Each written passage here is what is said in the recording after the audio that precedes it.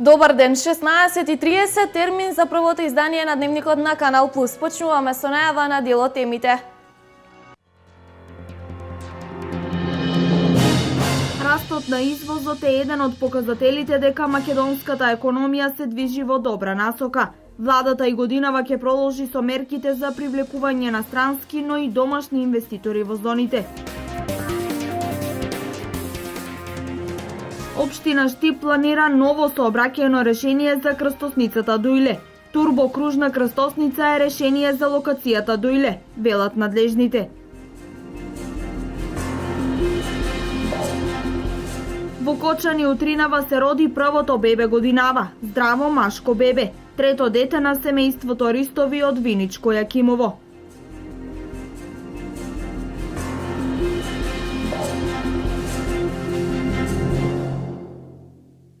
Премиерот Никола Груевски очекува годинава да продолжи растот на извозот во темпо повисоко од 2015 година, кога растот на извозот беше 11%. Растот на извозот е еден од показателите дека економијата во државата се движи во добар правец, а владата планира и нови мерки за поддршка на стопанството. Податоците за минатата година се дека извозот во првите 9 месеци е пораснат за 11%. Од кои што најголем е извозот во технолошко-индустријските развојни зони, каде што представува за целата година 26% од вкупниот извоз.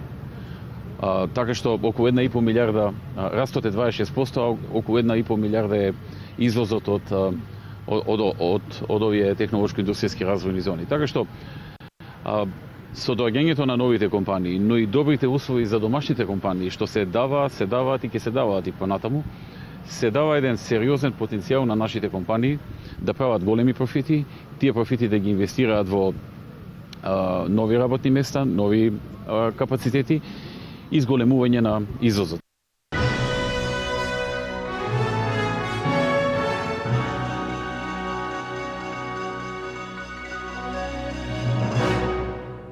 Крстосницата Дујле во Штип е место на бројни сообраќајни несреќи. Последната со фатален исход се случи на новогодишната ноќ.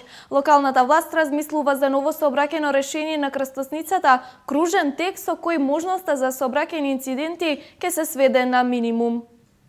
Крстосницата Дујле е една од критичните крстосници во Штип, место каде често се случуваат сообраќајни незгоди во кои за жал има смртни случаи. Едно од решенијата да се стопира смртоносниот биланс на оваа локација е наместо крстосница да постои кружен тек. Решение кое одговорниот тим во општината веќе го разгледува.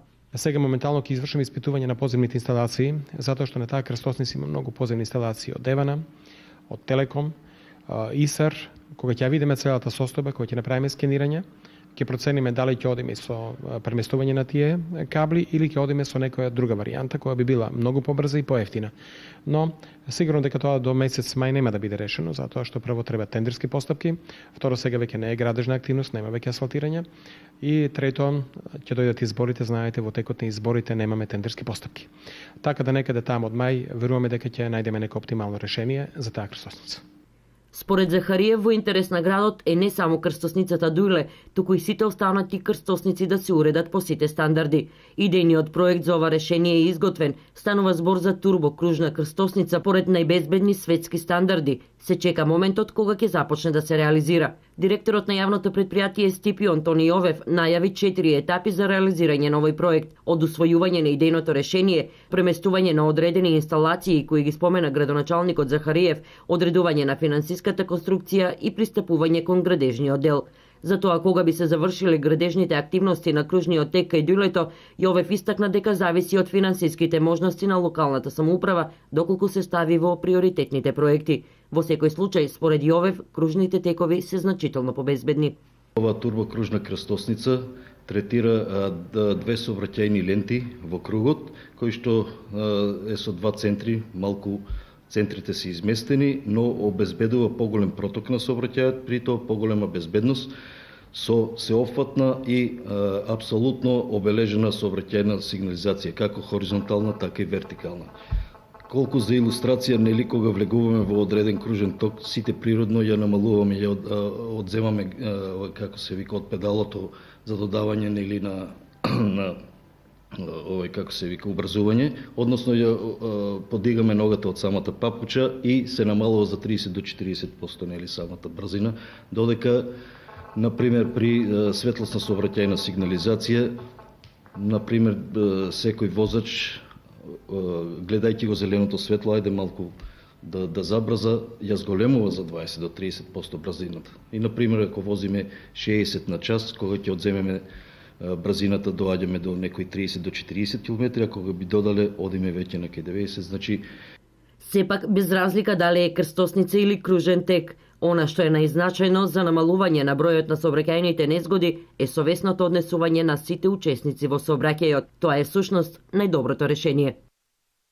Градоначалникот на Штип и годинава е пример за штипјани. Прв го плати данокот на имот. Општина Штип 2015 ја заврши со 80% наплата на данокот, а солидна е наплатата во сите општини во регионот.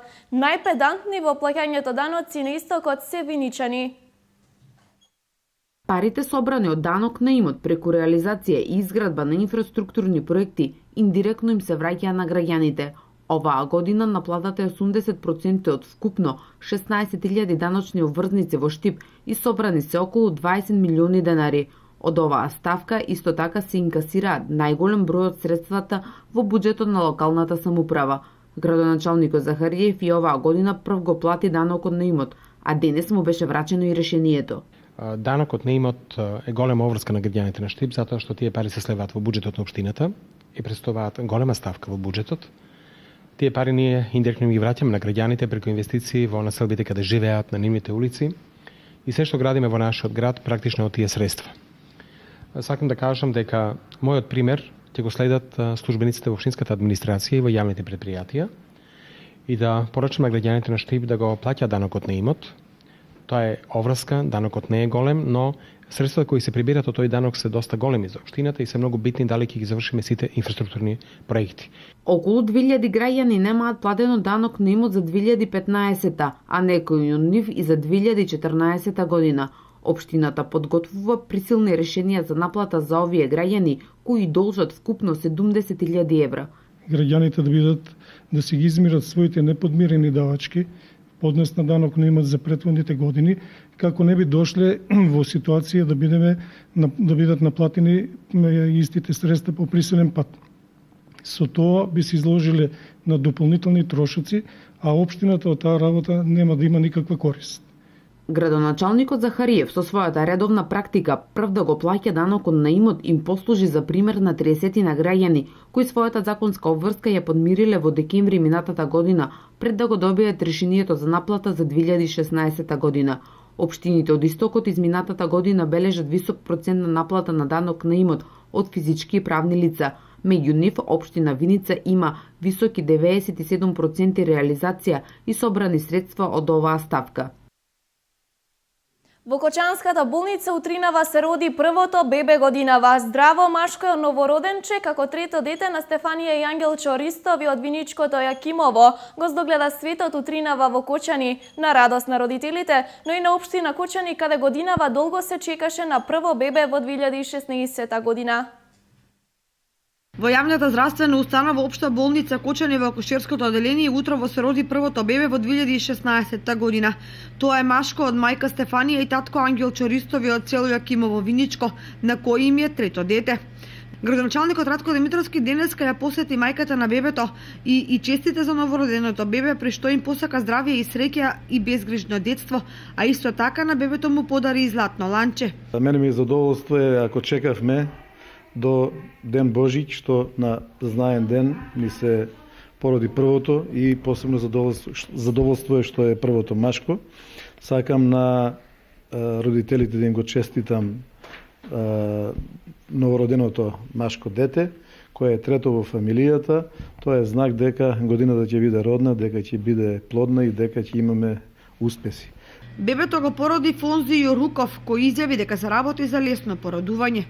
Новата година ни почна со машко дете, се породи живо, здраво машко дете, тешко 3 кг и 100 грама, 49 сантима долго, раѓањето протече во најдобар ред, добри се новороденото и мајката, и посакувам се најубаво во животот и на мајката и на новороденото. Многу успех за сите.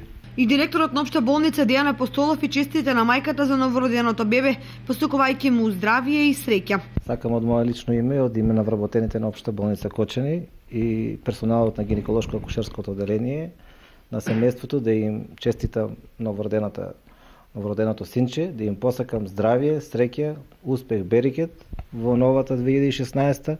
Исто така посакувам на гинеколошко-акушерското одделение што повеќе работа, што повеќе раѓање. По традиција и годинава, компанијата Лидер за секоја новородено бебе во новата година обезбеди LCD телевизор.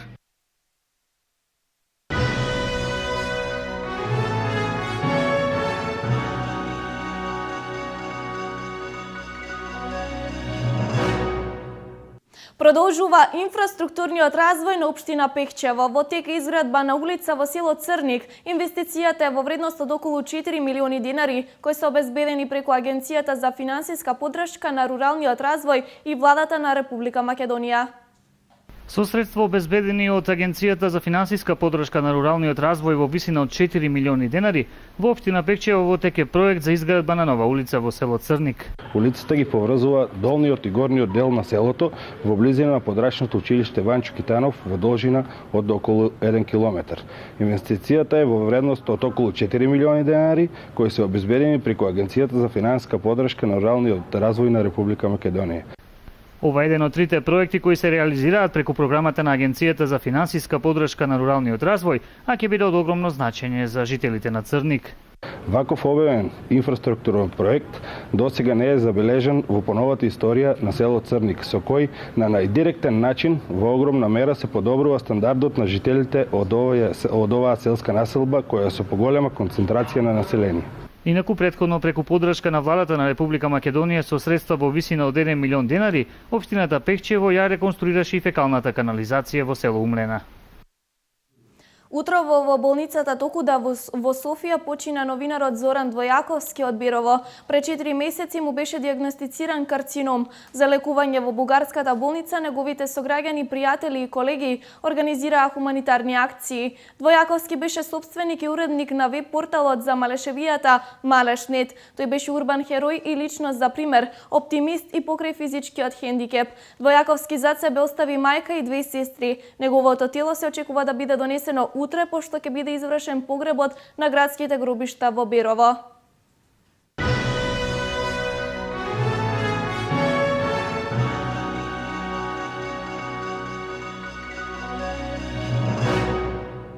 СВР Штип поднесе кривична пријава против 32-годишниот ЗС од Штип поради постоење основи на сомнение за сторено кривично дело, неовластено производство и пуштање во промет на наркотични дроги, психотропни супстанции и прекукурсори. По претходно добиени оперативни сознанија од страна на полициски службеници и наредба од Основниот суд Штип, на 6 јануари годинава извршен е претрес во домот на пријавениот во Штип, каде што пронајдена е наркотична дрога марихуана во вкупна количина од 543 грама, која пријавениот имал намера да ја препакува во помали количини заради продажба на наркоуживатели, а со цел да се стекне со противправна имотна корист. Пријавениот е лишен од слобода и од страна на судија на претходна постапка одредена му е мерка притвор во време трајање од 30 дена. Солидна понуда и простечна посетеност имаше денес на градскиот пазар. Најбарани се сезонските плодови. Топлото време придонесе за убавиот амбиент денес на пазарот во Штип. Првиот пазарен ден после божикните празници во новата 2016 година во Штип помина без вообичаената гужва. Иако влеговме во најдолгиот и најскапиот месец во годината исполнет со многу празници, денес граѓаните пазарува, но продавачите се незадоволни од продажбата. Слабо некако, не е народот излезен, гледате и самите, не имат раздвиженост. Може се црква нова, нона. Нема многу народ, ама пак нешто ќе извеме, се дојдоме, што дојдоме трошокот. Денеска тука, па утре ќе бегаме за Свети Николе. Колку се цените? Цените се најефтино што може да 25 денари, све е 25. Нема некако разлика голема нема. Што продавате вие? Па ево имам ова е чадел, Грен Смит ова, златен јајда. 4 сорти. Цената скоро секаде иста е кај мене. Купуват, има. Добро е за мали, за пензија има, добро е. Колку имаш пред Божик или сега? Добро и сега има. А цените истите? Цените се исти. Што продавате вие? Хорс. Има народ. А цените? Цените исто како што се беа. И ние толку бараме и они толку плаќат и така. Има. Значи има народ. Има, купуват. Што најмногу купуват? Па се уште тиквата највише купуват. Да. Колку ви се цените за тиквата? Од 10 до 20 денара према тиквата. Квалитетна тиквата и така, тоа е. На денешниот пазарен ден граѓаните најмногу купуваа овошје и зеленчук. Па се, зеленчук, овошје. После Божик? После Божик. Па исто. Тиква купи. Тоа. Ефтин ли е пазарот? Па како и другите петоци. Исто е. Нема разлика од пред Божик? Нема разлика. Исти се цените, не Исти се цените. Ево раси, овошје, Како е? Исти ли се цените пред Божик зад Божик? не се многу скапи. Спрема Што друго купувате? па тиква, тоа. Што најмногу трошите во овој период? Се трошиме. Што е, мислам, што има на пазарот, се помалку. Банани, бомбони, јабуки. Што најмногу сакаш да јадеш од тие работи? Бомбони. Па салатички и тоа. Исти ли се цените пред Божик? Па исти се. Исти. Нема покачување. Како и да е, до крајот на овој месец остануваат уште 3 пазарни денови, на кои граѓаните ќе можат да пазаруваат со се по празните џебови.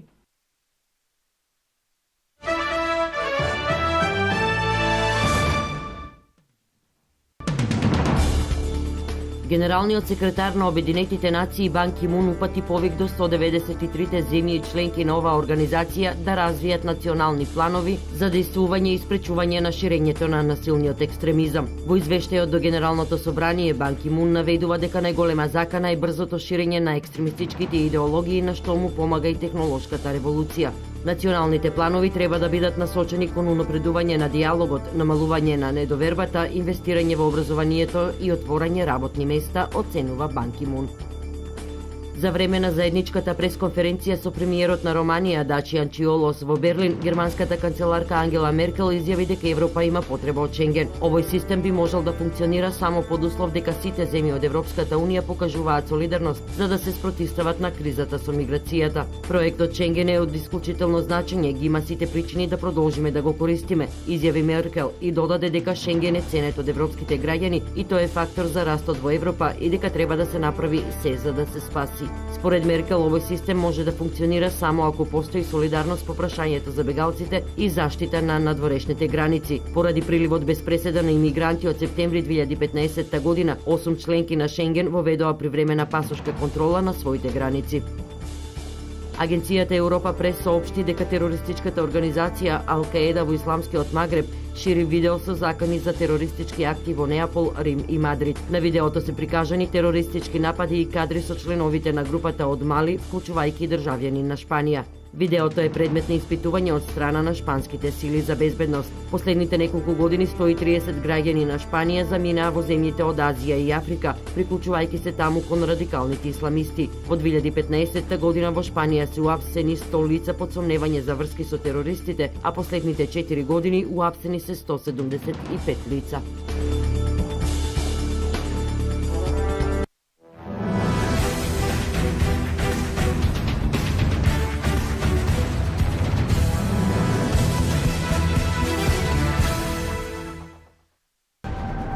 Македонската ракометна репрезентација е се уште во подготовки, а од 15 овој месец стартуваме со долго очекуваното европско првенство.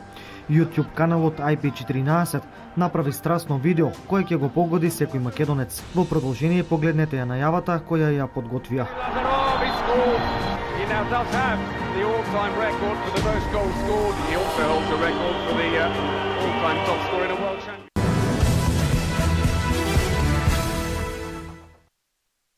На превц во Австрија му беше како на планица. Втор пат во историјата Словенија има освојувач на новогодишната турнеја 4 скокалници. 23-годишниот словенец имаше предност од 26,5 бодови во однос на најголемиот конкурент, германецот Северин Фройнд, како трет заврши Михаел Хајбек од Австрија. Превц беше недофатлив со скоковите од 139 и од 142,5 метри, што беа најголемите должини во двете серии, за да ја оствари третата победа во низа. На подиумот му се придружија Фройнд и Хајбек, со што за прв пат по 10 години Австрија немаше ниту еден триумф на турнијата. Превц во Австрија се чувствуваше како дома, бидејќи од трибините имаше подршка од 7000 словенци.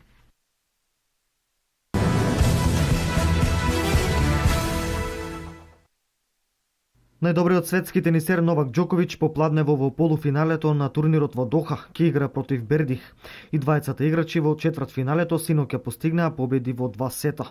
Џоковиќ се намочи во мечот со Леонардо Мајер и го победи со 6-3 и 7-5 во сетови, додека Бердих беше поуспешен од Едмунд. Во второто полуфинале ќе играат Илја Марченко и Рафаел Надал.